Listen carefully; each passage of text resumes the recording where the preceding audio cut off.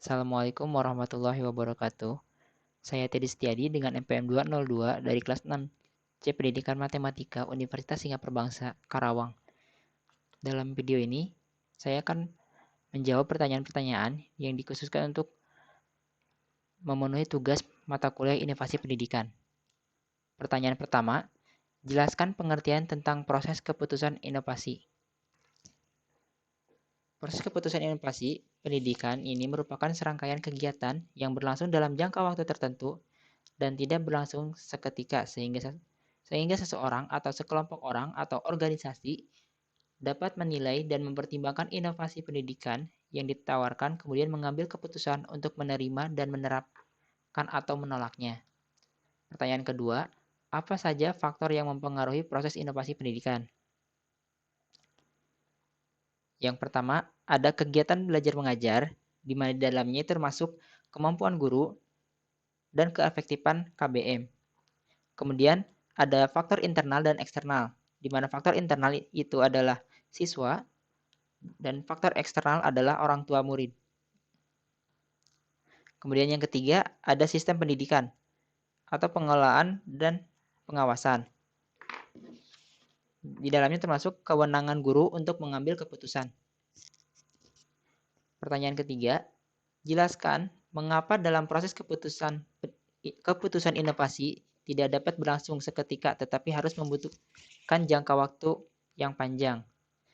Jawabannya karena tahapan-tahapan yang dilalui cukup panjang, di mana tahapan yang dilalui mulai dari pertama tahu adanya inovasi, dilanjutkan dengan keputusan setuju terhadap inovasi, implementasi inovasi, dan konfirmasi terhadap keputusan inovasi yang telah diambil.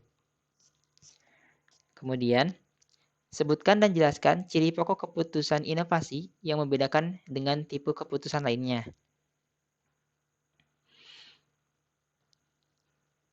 Ciri pokok keputusan inovasi dan perbedaannya dengan tipe keputusan yang lain ialah dengan adanya ketidaktentuan atau uncertainty tentang sesuatu atau inovasi.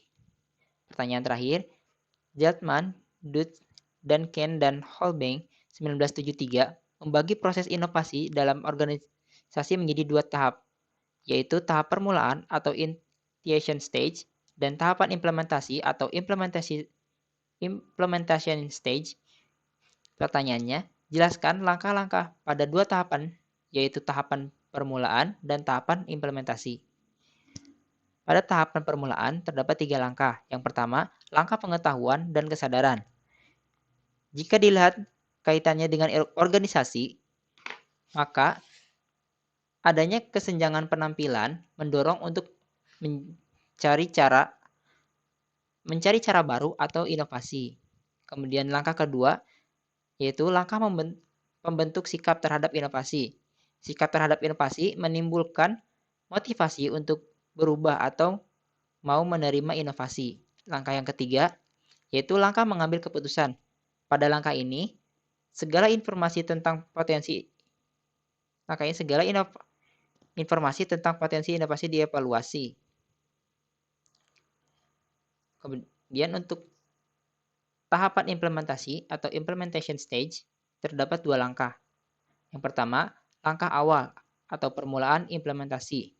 Pada langkah ini, organisasi mencoba menerapkan sebagian inovasi. Kemudian ada langkah kelanjutan pembinaan penerapan inovasi.